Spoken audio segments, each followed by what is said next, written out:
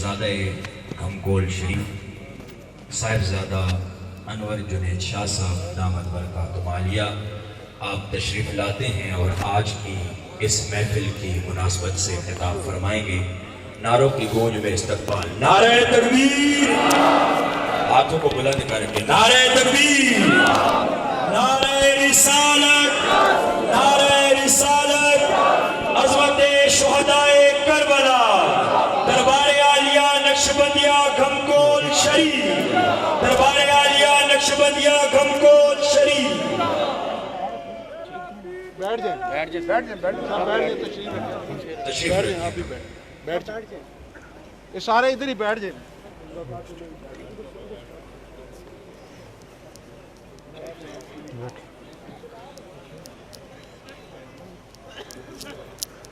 نحمدہ ونصلی علی رسولہ الکریم، اما بعد فاعوذ باللہ من الشیطان الرجیم، بسم اللہ الرحمن الرحیم۔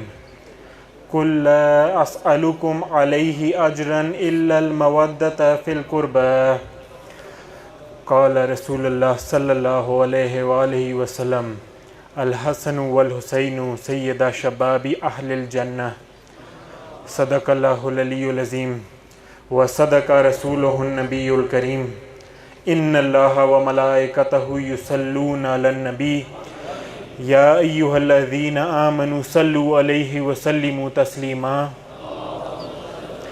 الصلاۃ والسلام علیک یا رسول اللہ وعلی آلک واصحابک یا حبیب اللہ، الصلاۃ والسلام علیک یا نبی اللہ وعلی آلک واصحابک یا نور اللہ۔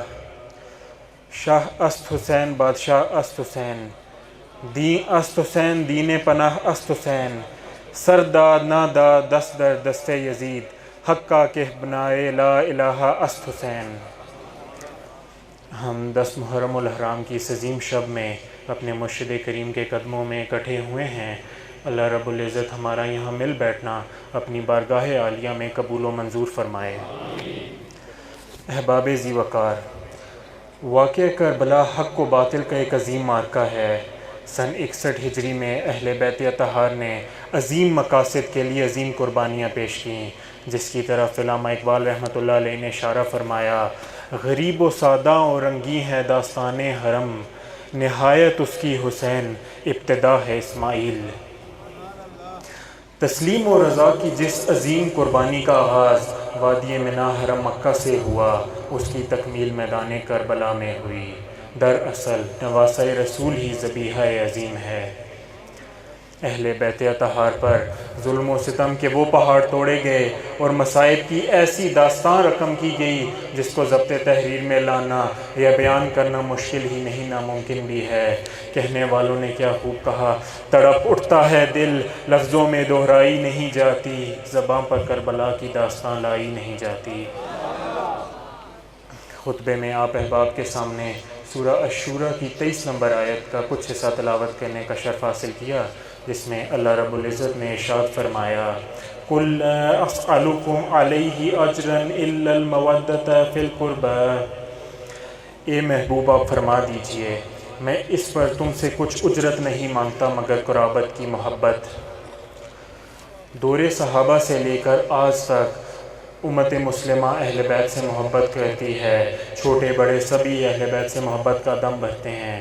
حضرت علامہ عبدالرؤف مناوی رحمۃ اللہ علیہ نے فرمایا کہ آج تک کوئی بھی امام یا مجتہد ایسا نہیں گزرا جس نے اہل بیت کی محبت سے بڑا حصہ یا نمایاں فخر نہ پایا ہو۔ حضرت علامہ یوسف بن اسماعیل نبہانی رحمۃ اللہ علیہ نے فرمایا کہ اگر امت کے ان پیشواؤں کا یہ طریقہ ہے تو کسی بھی مومن کو لائق نہیں کہ وہ اس سے پیچھے رہے۔ تفسیر خزائن العرفان میں ہے کہ حضور سید عالم صلی اللہ علیہ وآلہ وسلم کی محبت اور آپ کے اقارب کی محبت ہمارے دین کے فرائض میں سے ہے۔ صحابہ کرام رضوان اللہ علیہم اجمعین، تابعین، تبع تابعین، ائمہ مجتہدین، مفسرین، محدثین، اولیاء اور علماء سبھی کی زندگیاں اہل بیت کی محبت میں گزری ہیں، اور ان پاکیزہ ہستیوں نے ہمیں بھی اہل بیت کی محبت کا ہی درس دیا ہے۔ ہمارے پیارے آقا نبی کریم صلی اللہ علیہ وآلہ وسلم کے ہم پر لاتعداد احسانات ہیں، اور ان احسانات کے بدلے آپ نے ہم سے اپنے اہل قرابت کی مودت کو طلب کیا ہے۔ تازگی ایمان کی بات تو یہ ہے کہ اگر ہم اس مطالبے کو پورا کرتے ہیں تو بھی ہمارا ہی اس دنیا اور اگلے جہاں میں فائدہ ہے۔ حضور علیہ السلام کی حدیث مبارکہ ہے، حضرت عبداللہ بن عباس رضی اللہ تعالیٰ عنہ سے مروی ہے کہ حضور علیہ السلام نے فرمایا، میرے اہل بیت کی مثال حضرت نوح علیہ السلام کی کشتی کی طرح ہے، جو اس پر سوار ہو گیا وہ نجات پا گیا، اور جو اس سے پیچھے رہ گیا وہ غرق ہو گیا۔ اعلیٰ حضرت نے کیا خوب فرمایا، اہل سنت کا ہے بیڑا پار اصحاب رسول، نجم و ناؤ ہے عطرت رسول اللہ کی۔ ہمیں یہ سکھا دیا گیا کہ اگر اس دنیا کی آزمائشوں کے طوفان سے بچنا چاہتے ہو تو سفینہ محبت اہل بیت پر سوار ہو جاؤ، دونوں جہاں میں کامیابی پالو گے۔ ایک اور مقام پر حضور علیہ السلام نے ارشاد فرمایا، حضرت جابر بن عبداللہ رضی اللہ تعالیٰ عنہ سے روایت ہے کہ آپ صلی اللہ علیہ وسلم فرماتے ہیں کہ اے لوگوں، میں تمہارے درمیان ایسی چیزیں چھوڑ کے جا رہا ہوں کہ جنہیں تم اگر پکڑے رکھو تو کبھی بھی گمراہ نہ ہوگے، اللہ تعالیٰ کی کتاب اور میرے اہل بیت۔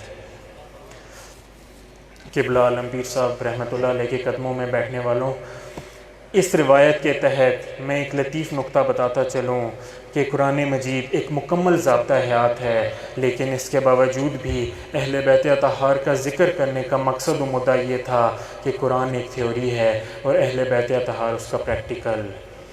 لکھے ہوئے قواعد و ضوابط کو سمجھنے کے لیے عملی کردار کی ضرورت پڑتی ہے، تو ہمیں یہ بتا دیا گیا کہ زندگی میں کبھی بھی لکھے ہوئے قواعد کی ضرورت ہو تو قرآن پڑھ لیا کرو، اور اگر ان لکھے ہوئے قواعد کو عملی کردار سے سمجھنے کی ضرورت ہو تو حضور کے اہل بیت کو میدان کربلا میں دیکھ لیا کرو۔ یہی وہ عملی کردار تھا جس کی وجہ سے مارکہ کربلا رونما ہوا میدان کربلا میں۔ ایک طرف وہ یزیدی کردار تھا اور دوسری طرف حسینی کردار، ایک طرف فسق و فجور تھا اور دوسری طرف قرآن و سنت، ایک طرف ہر چھوٹے بڑے گناہ کرنے والے تھے اور دوسری طرف ہر گناہ سے نفرت کرنے والے، ایک طرف نماز کو ترک کر دینے والے تھے اور دوسری طرف وہ تھے جنہوں نے تلواروں کے سائے تلے میں بھی سر سجدے میں دے دیا، ایک طرف وہ تھے جنہوں نے قرآنی تعلیمات کی اختلاف کیا اور دوسری طرف وہ تھے جنہوں نے کٹے سر کے ساتھ نوکے نیزہ پر بھی آیات بینات تلاوت کر دیں۔ المختصر، ایک طرف وہ کردار جس نے شریعت مصطفیٰ صلی اللہ علیہ وآلہ وسلم سے بغاوت کی اور دوسری طرف وہ کردار جس نے شریعت مصطفیٰ صلی اللہ علیہ وآلہ وسلم کی مکمل اتباع اور مکمل دفاع کیا۔ قتل حسین اصل میں مرگ یزید ہے، اسلام زندہ ہوتا ہے ہر کربلا کے بعد۔ میں یہاں رک کر آپ سے 10 بستہ بطور پیغام کہنا چاہتا ہوں کہ قرآن مجید فرقان حمید ایک مکمل ضابطہ حیات ہونے کے باوجود ہمیں یہ حکم دے دیا گیا کہ ایک چیز قرآن مجید چھوڑ کے جا رہا ہوں اور دوسری چیز اہل بیت اطہار، اور قرآنی تعلیمات میں بھی واضح فرما دیا گیا کہ اہل بیت سے محبت ہی نہیں مودت کرنی ہے۔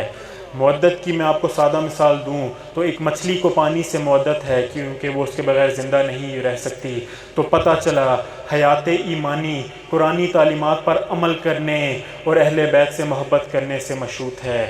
اس تمہید کا سہارا لیتے ہوئے میں جو عرض کرنا چاہتا ہوں وہ یہ ہے کہ اب اختلافات نہیں رہنے چاہیے جب معیار قرآن مجید اور اہل بیت ٹھہرے۔ جہاں تک اہل بیت اطہار کی صلح کی بات ہے تو سر تسلیم خم کر دو، ان کے سامنے کیا وجوہات اور حکمتیں تھیں، ان سے لاغرض ہو کر امام حسن مجتبیٰ رضی اللہ تعالیٰ عنہ کی صلح کا احترام کرو، اور جہاں نواسہ رسول، جگر گوشہ بطول، امام عالی مقام، شہید اعظم امام حسین رضی اللہ تعالیٰ عنہ نے جہاں علم جہاد بلند کیا اس سے وفا کرتے ہوئے یزیدی کردار سے ٹکرا جاؤ۔ وہ ایک بار قبلہ عالم پیر صاحب رحمۃ اللہ علیہ کی بارگاہ اقدس میں کس نے عرض کیا کہ حضور کچھ لوگ ایسے بھی ہیں جو یزید کرتے ہیں، تو اس پر قبلہ عالم نے کیا خوب فرمایا۔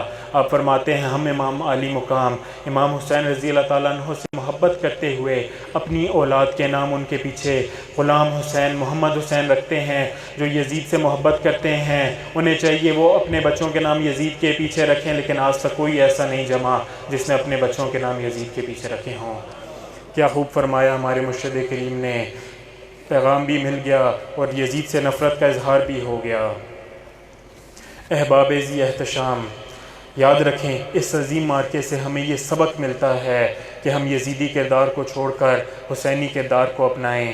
نواسہ رسول صلی اللہ علیہ وآلہ وسلم کے سامنے کئی یزیدی ایسے ہوئے ہوں گے جن کے دل تو نواسہ رسول کے ساتھ تھے، لیکن ان کی تلواریں یزید کے ساتھ۔ کہیں ایسا نہ ہو کہ ہمارے دل میں بھی محبت اہل بیت ہو لیکن کردار یزیدی ہوں، تو اس سے ہمیں کوئی فائدہ نہیں بلکہ نقصان ہے۔ اس لیے حسینی کردار اپنائیں، نماز پڑھیں، قرآن کی تلاوت کریں اور قرآن کے تحت سب احکامات پر عمل کریں۔ المختصر، ہر نیکی کو اپنائیں اور ہر برائی کو ترک کر دیں تاکہ قیامت کے روز ہم بھی حسینی صف میں شامل ہو سکیں۔